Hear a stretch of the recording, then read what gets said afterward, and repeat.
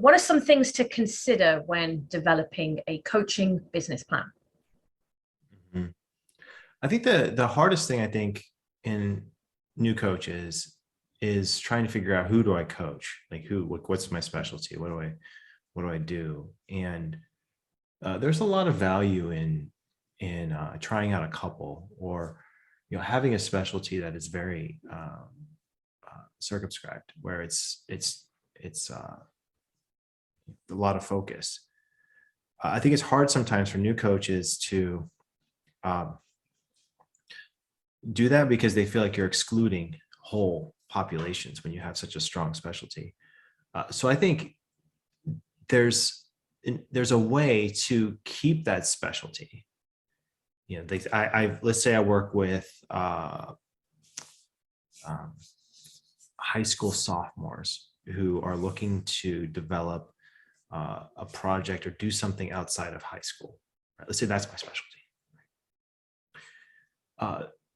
Core to that, working with that group might be helping people work on their passion project and balance what they have to do for their job or their work.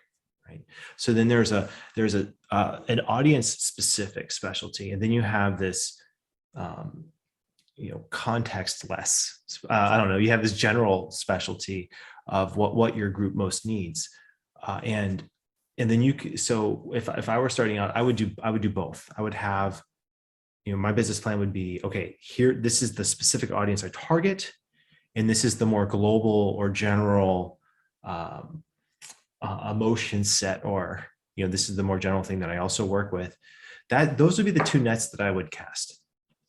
And I think the business plan needs to basically center around, how can I be sustainable in delivering value for free to my target audience through the workshops? Is it a workbook? Is it something pre-recorded, handouts, networking with other people who share similar target audiences? Whatever it is, like, how can you sustainably deliver value to that group and keep your current client, your practice moving at the same time? People who can do both of those things, that's the plan. That's the plan. That's all you have to do. I mean, that's all. It's a huge to do. But if those are the things that, when you find the answer to that question, then you can start to take next steps. And for me, it was my client growth was very, like, it was linear. It was very, well, not linear, like as in low. It was like a slow thing, and then it had an exponential curve. And once it started going exponential, I realized, like, get ready. You're going to have to create systems to keep track of clients, invoicing, appointments, all of those things. But I wouldn't worry about that yet. It's not the main thing. That will come. The main question to ask yourself is, how can I sustainably deliver value? Okay, John. So I was hearing about that the vision and the mission and target audience. One of the things I'd like to add, thinking about business plan as well, and I kind of learned this through experience and when I'm talking to coaches now, is think about adding a section on building relationships, and how do you want to leverage existing relationships? What relationships are you looking to create? Because we all know that you might need to have a look at a marketing plan. But one of the things that has helped me a lot in business is having, a network and having conversations. And we remember that people do business with people that they like.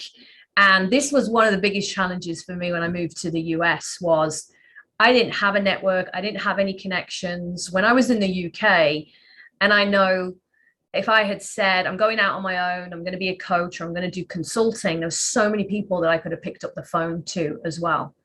Either as a mentor or guidance, or even, what are your thoughts?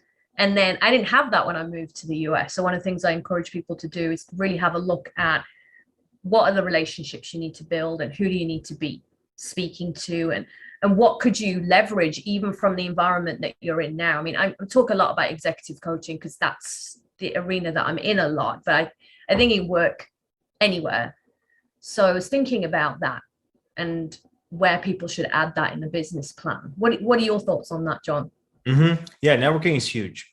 I didn't understand what it was at first. And I got this book, I think it was 47 tips or power networking, something like this.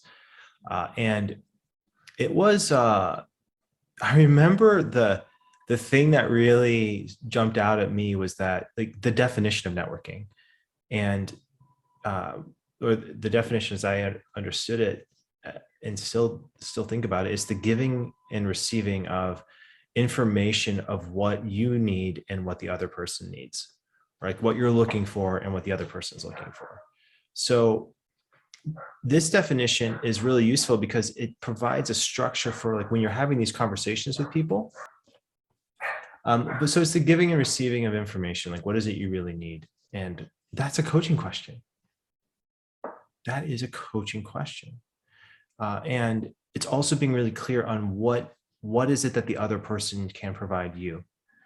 And I think a lot of coaches make the mistake when they're networking to try to get those people to be clients.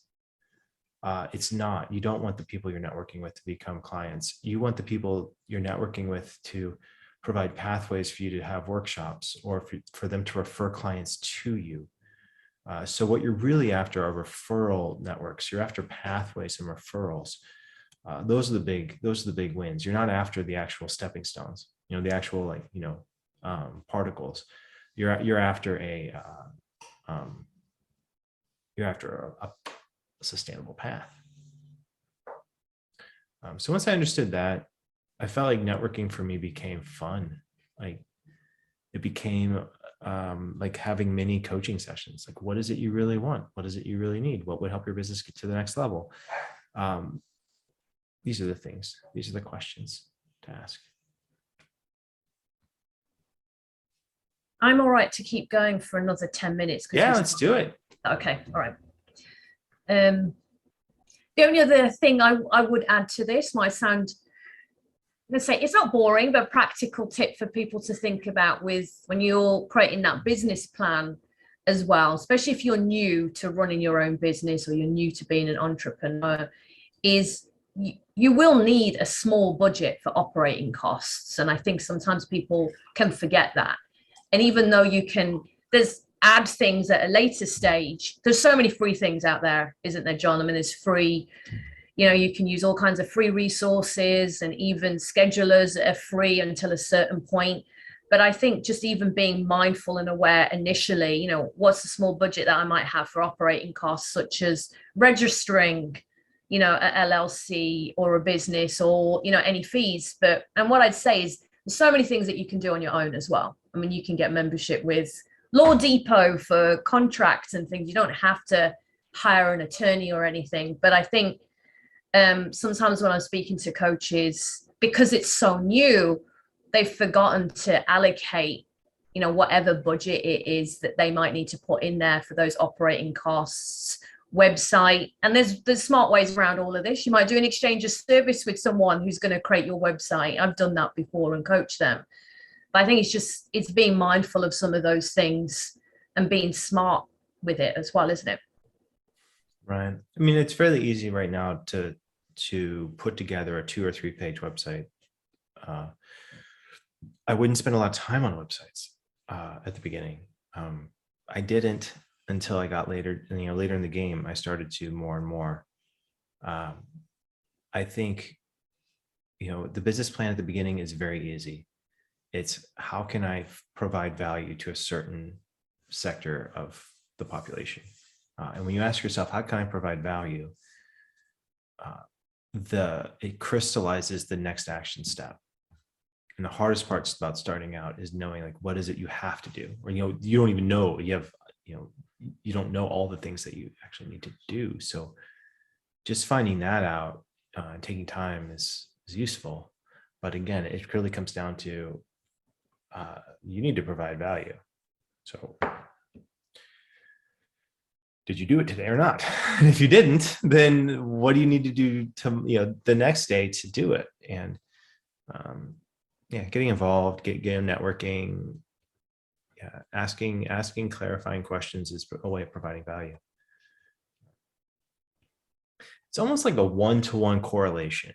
Like the more value you can provide, the more you're going to be rewarded. And you don't the rewards will come if you're delivering value. That's the trust. That's the trust.